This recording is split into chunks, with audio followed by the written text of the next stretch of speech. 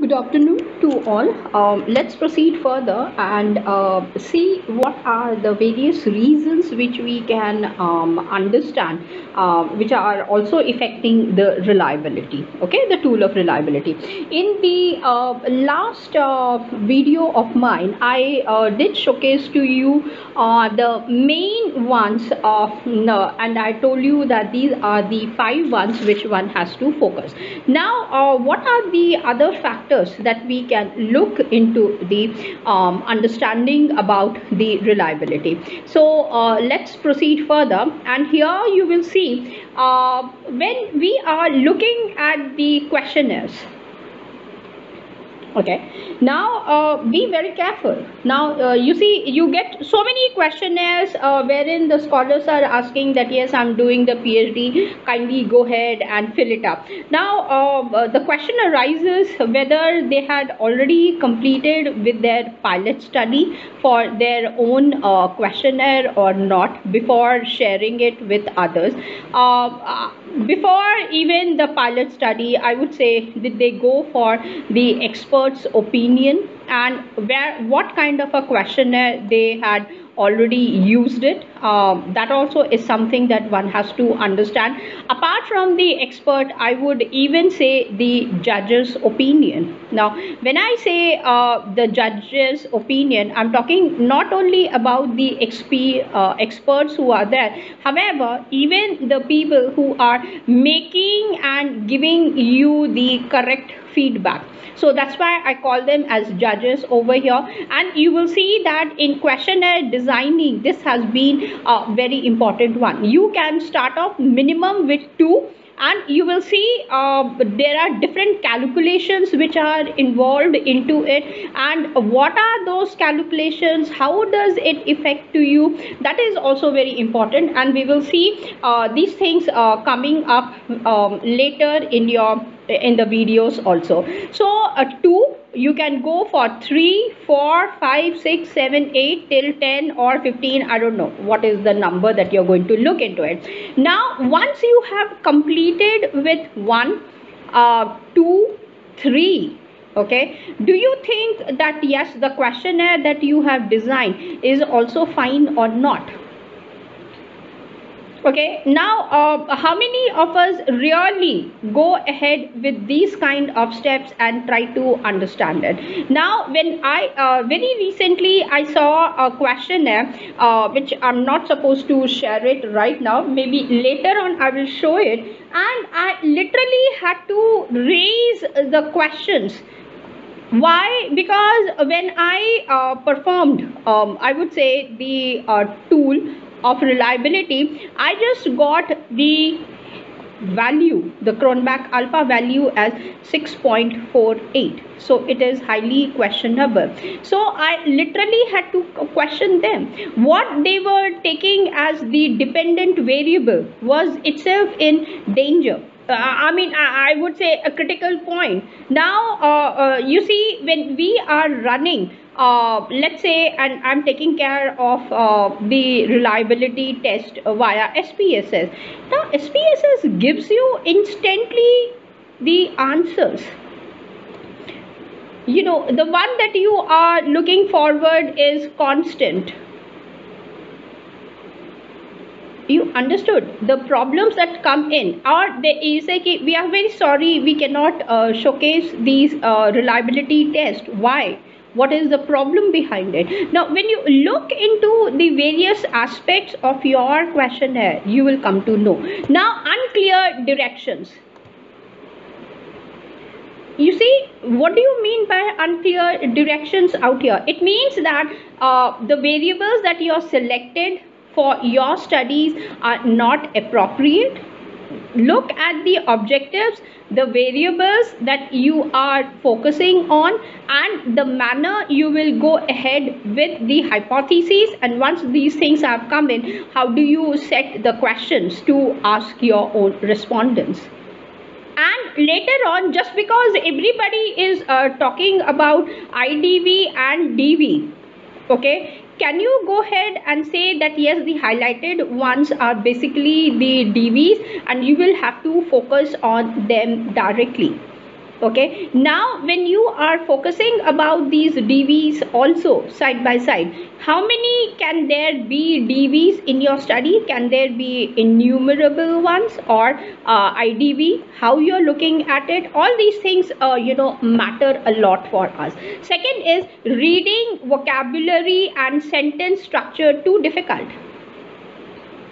Now you see the identified variables and your data set shows to me different kind of a variables. However, the moment I reach to the questionnaire, I see a different kind of labels altogether. There is a big discrepancy which comes between these two things also. How are you going to answer to them?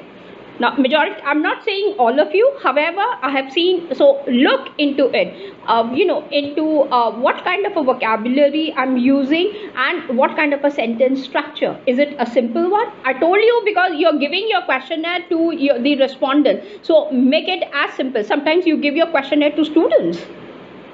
The students may not be, supposing if I'm trying to do something, a very hi-fi thing, and the students may not be able to understand. For example, hermeneutics, if I start using the words like hermeneutics, post-structuralist, postmodernist, do you think that they will be able to understand?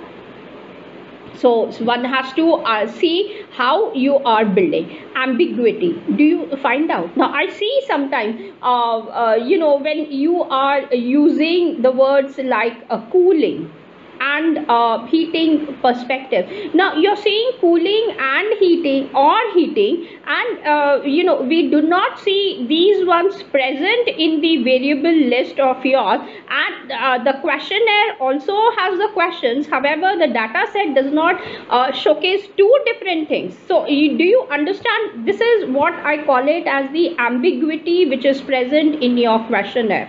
Unfortunately, I'm not able to showcase, otherwise I could have taken care. Inadequate time limits, this is very important. Why you in a hurry? When you give the questionnaire to a person, give them some time, because they need to think also side by side before responding, because it's your research and they are aware of it. Overemphasis of easy to assess aspects of a domain at the expense of important and difficult to assess aspects. Now you see, there is unfortunately again, right away I may not be able to showcase. However, it may be in future video of mine. Had it been a face-to-face workshop, I could have done easy to assess aspects of a domain. Supposing I'm in the marketing field. From marketing, I go to, let's say I'm writing a paper which combines two different disciplines, let's say marketing, from where I belong to, and pharmaceuticals. Okay, now and these two together, I'm writing a paper, let's say on the HIV drugs. When I say drugs, I'm not talking in terms of the negative, I'm talking about the prescribed drugs which are given to the HIV patients.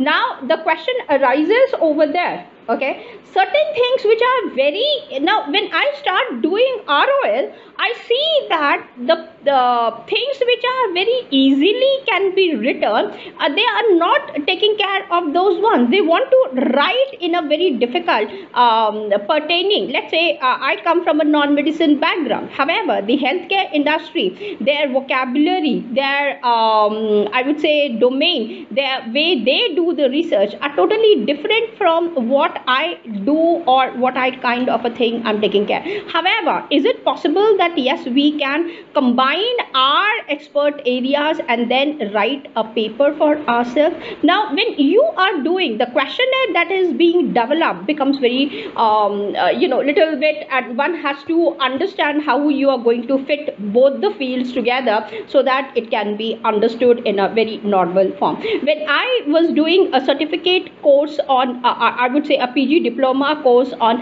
medical writing, You see, I had to face these kind of problems. I took it for granted. Okay, I'm coming from the marketing side, so it's very easy. However, the vocabulary, the jargon, the words, the sentences that I use in my marketing domain, segmentation, position, demographics, let's say even international business for the market area, marketing research, everything, the salesperson, the ad. Now, do you think that these are all same in pharma marketing areas also? If you look into it, the differences come in. So when I was giving my assessments, or I was trying to do my internship or complete with my projects, which was mandatory for each and every module that I'm taking care of it, now my mentors, who were the experts, had to really grill me down and say, this is not the way I want you to do it, Ramani. This is the way we want you to take care of it. So then I understood, okay, that yes, what we are talking about easy to access aspects of a particular domain, okay, which are very easy, let's say for the marketing domain, from where I come, from the general management perspective I'm talking about. Now if I go to let's say a professional expertise area of pharma marketing. Now you see, pharma marketing is totally different kind of a marketing. So the differences are there. At that time, when you are designing the questionnaire, you need to be very careful, because you are interacting with a different mentality, a different expertise, a different kind of place where the things have to be joined together, and then we need to go ahead. Test items inappropriate, okay, for the outcomes to be measured. Now you see, it's very easy. Now unfortunately, there are the cases wherein we find it out that yes, people who are interested to get their work published in the Scopus journal, sometimes they are thinking that okay, let me do in they go ahead with the shortcuts, and then they want to carry forward. However, they're forgetting that yes, the peer reviewers are the experts of the domain. Even if you apply the shortcut and you go ahead, the results will show it to them very clearly, and they will raise a question. We are so sorry, the paper has to be rewritten. Ask them to focus more on the analysis part. You see, this becomes really, and that is due to the poor quality of your questionnaire, and the reliability which comes in goes away. Now, poorly constructed test items, I'm not supposed to give you an example, all of us are aware of it. Test too short, or I would say even too long. You see, what do you mean by too short? Just two variables? Will that be fine for your writing a research work? And that's fine for us. Can we proceed further? Why is it that again and again, Neeraj sir keeps on saying, 3 is what I'm looking for? There must be some reasons, right? Can we go ahead with just two variables and say कि okay, मेरे लिए regression कर, उसका फायदा क्या है? The question is that what is the use? What are we trying to ultimately come away from? कि ठीक है, ये हो रहा है तो हो रहा है, लेकिन what's a big deal in that? What kind of a research are you trying to do? Okay, now so a test is too short or a too long one, or even the scale also I would say out here. Improper arrangement of items. This is the biggest problem that we have got. It's not just the improper arrangement of items, I would say.